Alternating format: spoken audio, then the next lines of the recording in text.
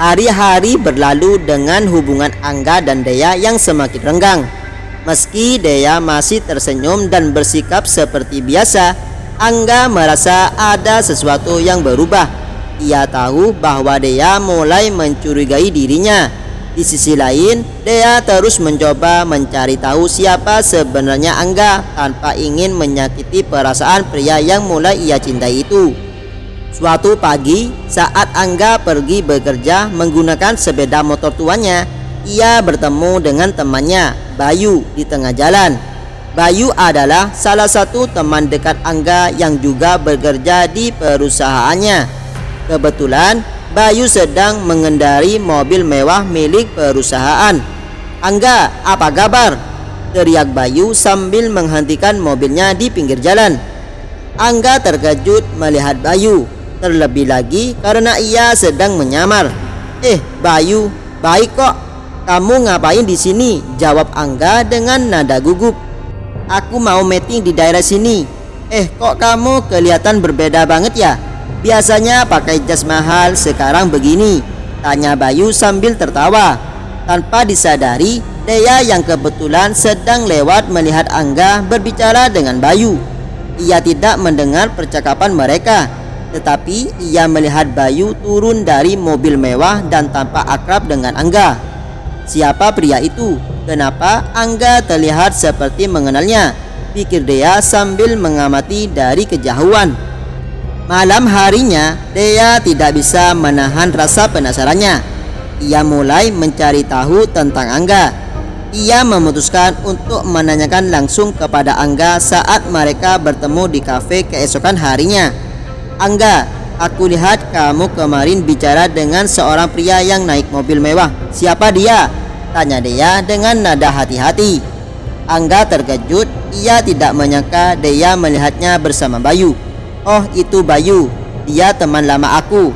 Kami dulu satu kampus," jawab Angga singkat, mencoba menenangkan situasi.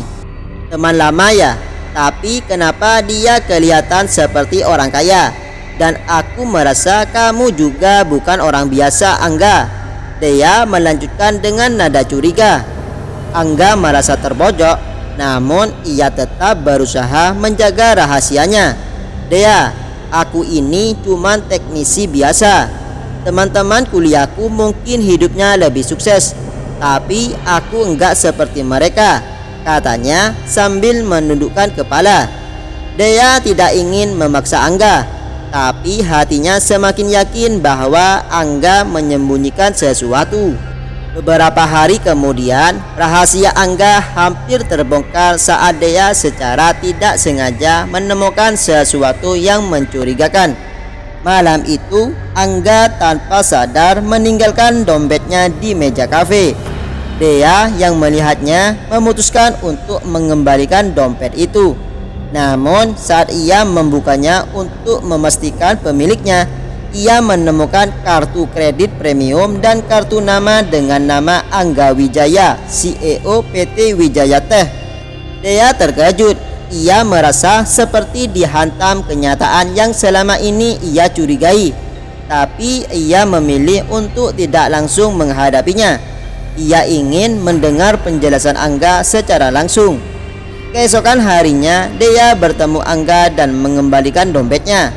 "Ini dompet kamu, Angga. Kamu meninggalkannya kemarin." "Oh, terima kasih Dea," jawab Angga sambil tersenyum, meski ia tidak menyadari apa yang telah terjadi. Namun sebelum pergi, Dea menatap Angga dengan serius. "Angga, kalau ada sesuatu yang kamu sembunyikan, aku harap kamu punya keberanian untuk jujur padaku.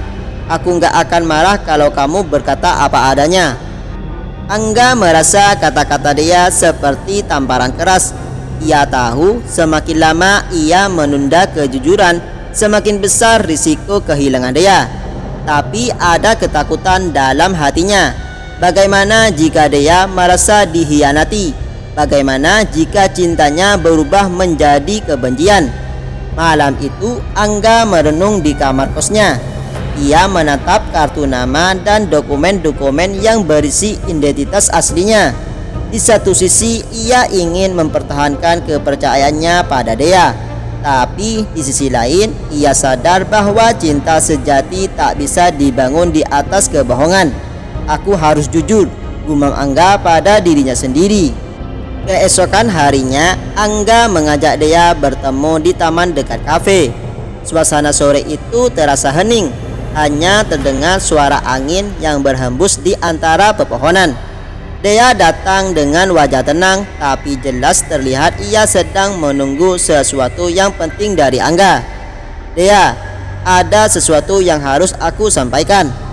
Aku minta maaf kalau selama ini aku menyembunyikan sesuatu darimu, kata Angga membuka percakapan. Dea menatapnya dengan tatapan lembut namun penuh rasa ingin tahu.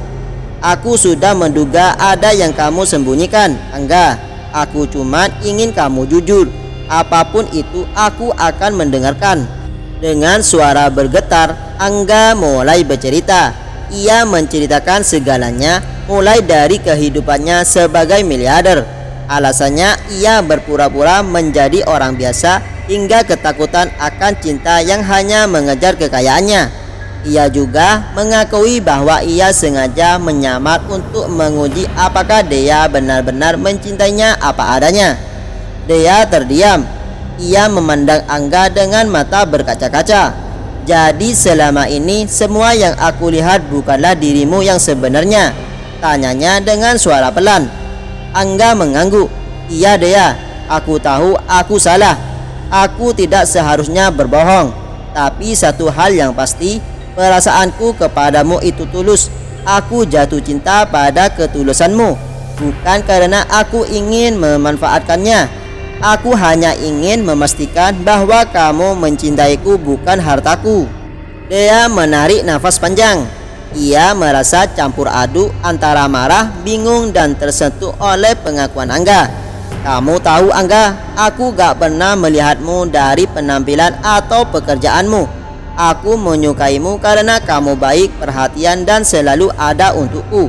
Tapi dengan kamu menyembunyikan semua ini dariku, aku merasa seperti diuji tanpa aku tahu sedang diuji, kata Dea dengan suara bergetar. Aku benar-benar minta maaf Dea. Aku sadar ini bukan cara yang benar. Tapi aku ingin kamu tahu bahwa semua yang aku lakukan adalah karena aku takut kehilanganmu, jawab Angga dengan penuh penyesalan. Dea terdiam sejenak. Lalu ia berkata, aku butuh waktu Angga. Aku nggak tahu bagaimana harus merasa sekarang. Yang aku tahu, aku butuh waktu untuk mencerna semuanya. Setelah pertemuan itu, Dea memutuskan untuk menjaga jarak sementara dari Angga. Ia ingin menenangkan pikirannya dan memahami perasaannya sendiri. Sementara itu, Angga merasa hancur, tapi ia bertekad untuk memberi Dea ruang yang ia butuhkan. Dea berbicara dengan sahabatnya, Lisa, tentang apa yang terjadi. Lisa, aku bingung. Di satu sisi aku tahu Angga tulus, tapi di sisi lain aku merasa seperti tidak dipercaya. Apa aku salah kalau aku merasa seperti ini? Lisa menatap Dea dengan bijak. Dea, tidak ada yang salah dengan perasaanmu. Tapi ingat, setiap orang punya ketakutannya sendiri. Kalau kamu benar-benar mencintai Angga, coba lihat niat di balik tindakannya. Dia memang salah karena tidak jujur, tapi apa dia melakukannya untuk menyakitimu? Dea mulai merenung. Ia menyadari bahwa di balik kebohongan Angga ada ketulusan yang sulit diabaikan.